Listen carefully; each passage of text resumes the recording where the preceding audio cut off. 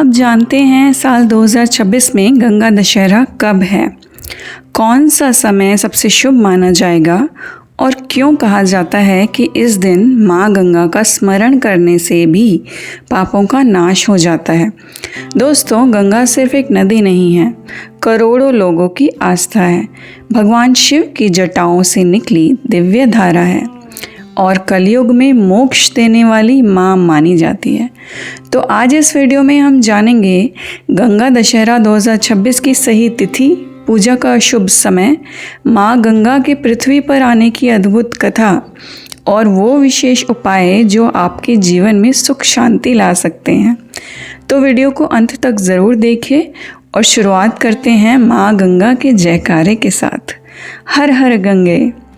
नमस्कार दोस्तों, आप सभी का स्वागत है आपके अपने चैनल जीवन कलश में, जहां हम सनातन धर्म से जुड़ी ऐसी बातें लेकर आते हैं जो मन को शांति और भक्ति से भर देती है। दोस्तों, हमारे धर्म में गंगा को सिर्फ जल नहीं माना गया, उन्हें माँ कहा गया है, क्योंकि माँ गंगा जीवन देती है, पापों को हरती है और भक्तों के दुख दूर करती है। तो पहले जानते हैं कि गंगा दशहरा की सही तिथि क्या है इस साल।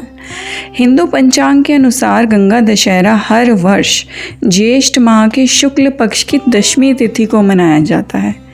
साल 2026 में गंगा दशहरा 25 मई 2026 सोमवार के दिन मनाया जाएगा। दशमी तिथि प्रारंभ होने का समय है 25 मई 4:29 पर सुबह और दशमी तिथि समाप्त होने का समय है 26 मई सुबह 5:06 पर। इसलिए 25 मई का दिन गंगा स्नान, पूजा और दान के लिए अत्यंत शुभ माना जाएगा। तो दोस्तों, गंगा दशहरा का पर्व माँ गंगा के पृथ्वी पर अवतरण का उत्सव है। मान्यता है कि इसी दिन माँ गंगा स्वर्ग से पृथ्वी पर आई थी और तभी से गंगा को मोक्ष देने वाली नदी माना जाता है। इस दिन लाखों श्रद्धालु गंगा घाटों पर स्नान करते हैं, दान करते हैं और माँ गंगा से सुख समृद्धि की प्रार्थना भी करते हैं।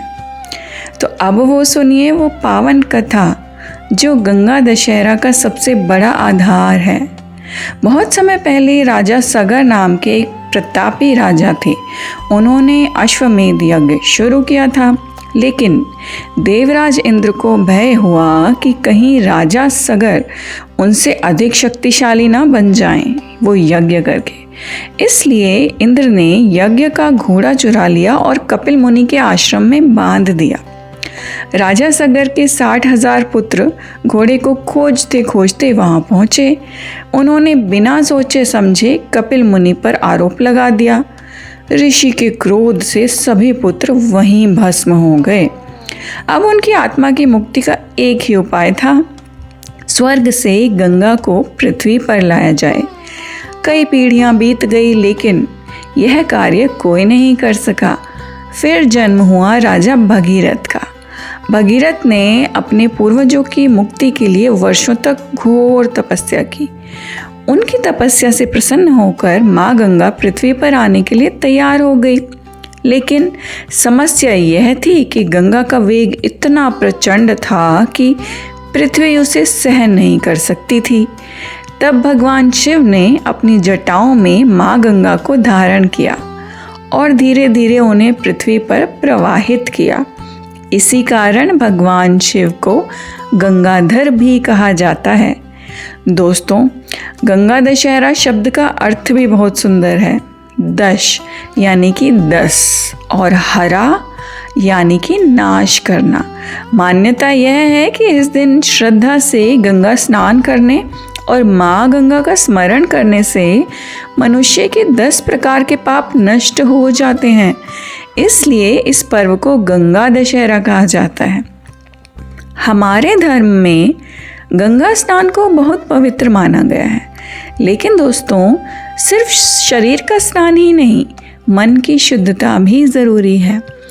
अगर मन में क्रोध, घृणा और छल है तो सिर्फ स्नान से कुछ नहीं होता। माँ गंगा सच्चे भाव से प्रसन्न होती है। अगर आप गंगा नदी तक नहीं जा सकते तो घर के पानी में थोड़ा सा गंगा जल मिलाकर ज़रूर स्नान करें और श्रद्धा से माँ गंगा का स्मरण करें। तो इस दिन कुछ विशेष कार्य बहुत शुभ माने जाते हैं, जैसे कि सुबह जल्दी उठकर आप स्नान कीजिए, भगवान शिव और माँ गंगा की पूजा कीजिए, घर में दीपक जलाइए, गंगा जल से शिवलिंग का अभिषेक कीजिए, गरीबों को जल, फल और वस्त्र का दान दीजिए। दोस्तों, गर्मी के दिनों में किसी प्यासे को पानी पिलाना भी बहुत बड़ा पुण्य माना गया है। गंगा दशहरा के दिन श्रद्धा से हम एक मंत्र भी बोल सकते हैं, जो कि है ओम श्री गंगे नमः या फिर हर हर गंगे ओम नमः शिवाय। कहा जाता है कि सच्चे मन से लिया गया भगवान का नाम भी जीवन बदल सकता है। तो अब मैं आपको कुछ ऐसे उपाय बताने जा रही हूँ जो लोग वर्षों से करते आ रहे हैं। पहला उपाय है, घर में गंगा जल का छिड़काव करें, उससे नकारात्मकता दूर होती है। दूसरा उपाय है, पीपल के पेड़ के नीचे दीपक जलाएं। तीसरा, ज़रूरतमंद लोगों को सत्तू, छाता और जल का दान करें।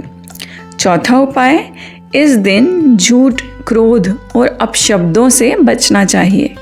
पांचवा उपाय, अपने पितरों की शांति के लिए प्रार्थना करें।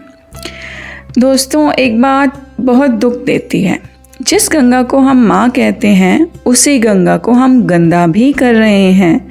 अगर सच में माँ गंगा की कृपा चाहिए तो हमें गंगा को स्वच्छ रखने का संकल्प भी लेना होगा, क्योंकि पूजा सिर्फ दीपक जलाने से नहीं होती, सेवा और सम्मान करने से भी होती है। तो 25 मई 2026 का ये पावन दिन श्रद्धा और भक्ति के साथ मनाइए। माँ गंगा से प्रार्थना कीजिए कि हमारे जीवन के दुख, भय और नकारात्मकता दूर हों और घर में सुख शांति बनी रहे। अगर आप भी गंगा माँ में आस्था रखते हैं तो कमेंट में ज़रूर लिखिए हर हर गंगे। वीडियो पसंद आए तो लाइक और शेयर ज़रूर करें और ऐसे ही धार्मिक और भक्ति से भरे वीडियो देखने के लिए चैनल जीवन कलश को सब्सक्राइब करना बिल्कुल मत भूलिए। धन्यवाद। जय माँ गंगे।